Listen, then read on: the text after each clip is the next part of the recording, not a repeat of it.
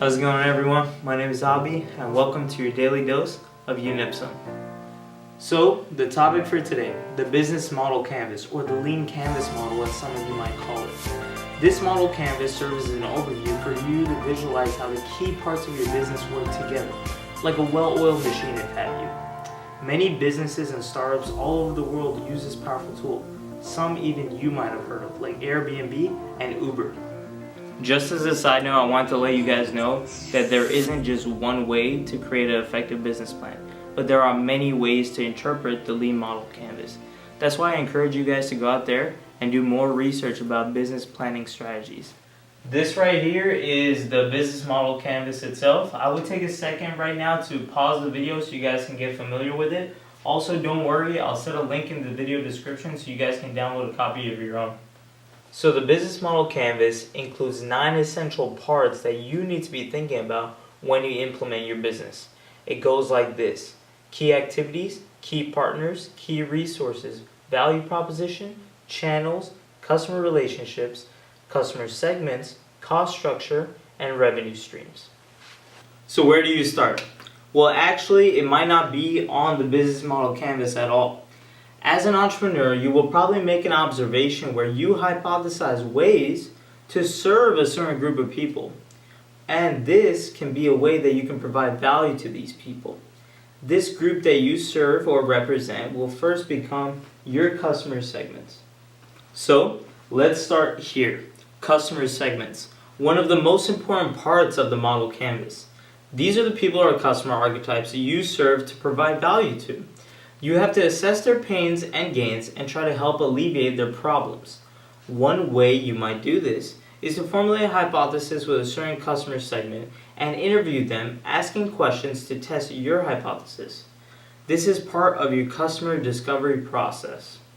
So one way I would like to explain the business model canvas is through an analogy and through an example. So the example I have right here is the flower shop example. So we are a flower shop owner in Central Park, New York. And we believe we can sell to the young dating population in New York and to wedding planners in the vicinity, in the area.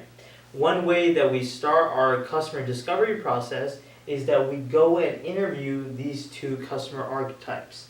And when we go and interview them, we need to ask questions to find out their pains, their gains, and how to alleviate their problems. So one way we might, one type of question that we can ask this young dating population is, hey, what type of problems do you have when you're looking for gifts? Is there a problem finding a certain gift or choosing a certain flower based on the date you have? Stuff like that. And through this process, we're actually able to find out some of the pains they have, and maybe even find out how to alleviate their pains and how to implement our business, which is the flower shop, to better serve these 2 archetypes.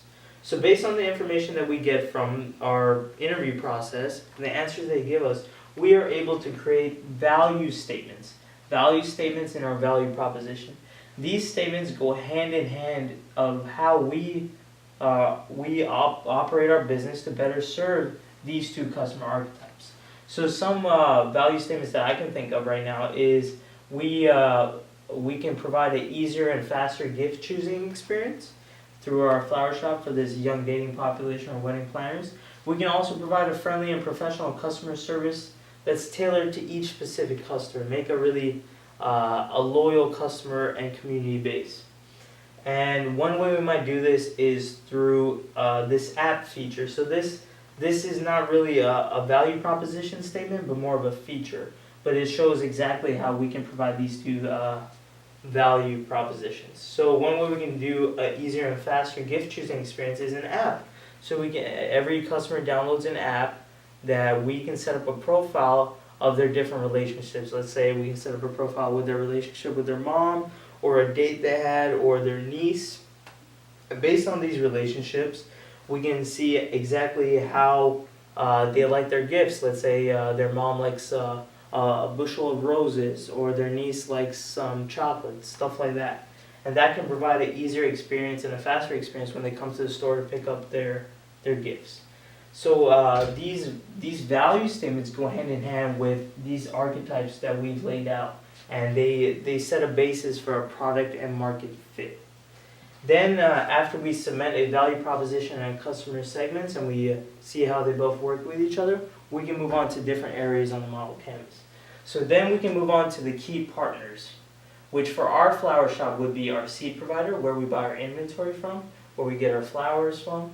And then it would also be something like Home Depot, where we get our pots, our gardening equipment, our hoses, and our shelf space. Then we can look at distributors like FedEx that do our shipping and packaging for us. And then we can also look at some other key partners such as Hallmark and Hershey's for our cards and our chocolates, stuff like that. So after we cement some key partners, we can look at some key activities. So key activities are daily operations that we need to do to help run our business, to make sure our products get to our customer segments.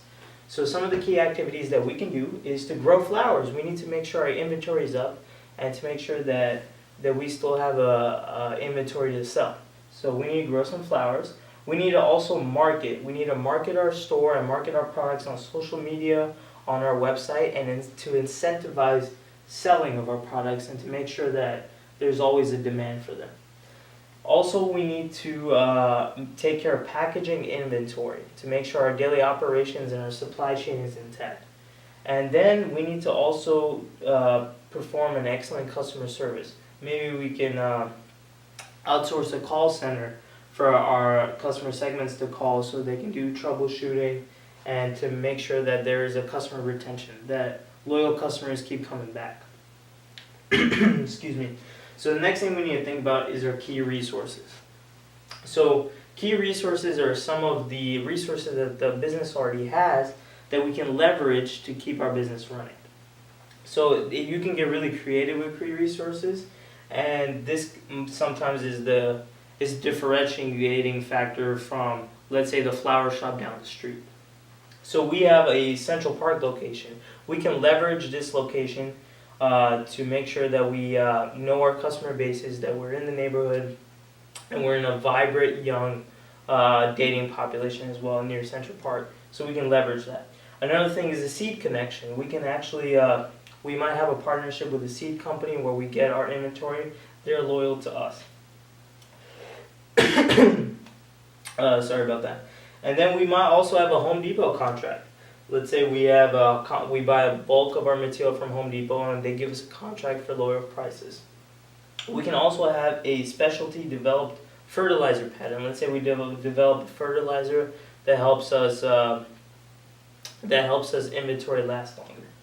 So then after we've evaluated our key resources, we can move into customer relationships. How do we keep our customers in the loop? How do we interact with them? This is very important for customer retention, making sure our loyal customers come back, and also how to acquire new customers. So our customer service center that we outsource is professional, handles troubleshooting, and makes sure the customers are happy. Social media posts are very important. Let's say a customer buys a bushel of flowers that he takes to a date, and they take a picture together. We can highlight that social media post on our page and our accounts to let the customer know that we care, make them feel important, make sure they come back. Another thing that we can implement is a membership that reminds loyal customers of, hey, there's an anniversary coming up, or you need to remember about Mother's Day and to buy a gift, stuff like that, which really makes us stay in the loop with our customers as well. Another thing we can look at is, another thing that we need to evaluate is the channels. The channels in a business model canvas is basically the distribution pathways to the different segments in the model canvas. So one way we keep track with our customer segments is our website. That's where we handle our sales, our troubleshooting, and they can hear about events and news and new products that we have on our website. Social media for marketing purposes, for customer retention, we can handle that through YouTube even maybe. And then we can look at store. So our store is our central hub where customers can come in, have an awesome, sorry about that, my throat's really dry, have an awesome face-to-face experience. And then our call center can handle, of course, any troubleshooting that our customers have. Our distribution center is our channel to make sure that our customers receive their gifts and their packages and receipts and stuff like that. So after we've looked at our key partners through our activities and the resources that we can leverage to make sure that we stay in business, we need to evaluate customer relationship, keep our customers in the loop, and the channels we need to make sure that we keep our business intact. These channels keep our business intact. Next, we can look at the two cost structures that we need going to. So cost is something that every business has, and you can basically split up your cost structure into two different forms. So every business will have a fixed cost and a variable cost, usually. A fixed cost is more something like the lease, the rent you pay on the store and the area you own, the power, the water bill, and the internet bill, and the outsourcing fee for outsourcing customer service, for example. The variable cost will be something that's less likely to predict, such as our seed and flowers inventory. So that's based upon weather patterns, seasonal effects, and customer preferences. And then we can look at, from cost structure, we can go straight into revenue streams. So revenue streams is something that should always outweigh your costs for you to stay in business, of course. So some of the revenue streams with our flower shop might be a subscription gift sales. Let's say a customer really liked our product, and if a customer enjoyed some of our products, they might consider getting a recurring subscription where they can account for Mother's Day gifts or nieces' birthdays or anniversaries. And then we might also get another revenue stream from flowers, cards, and chocolate sales in our store or on our website. And another type of revenue stream that people don't usually account for is if our app does really well in the App Store or Google Play Store, then we might be able to get some advertisement space as well. So there's a lot of different revenue streams and different outlets that you can gain revenue from, such as royalties too and use of your logos and stuff like that.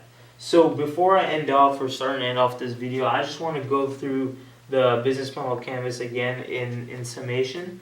So the first thing that we did is we started with the observation, and then we went straight to formation of a hypothesis, and then we went about testing the hypothesis using the business model canvas.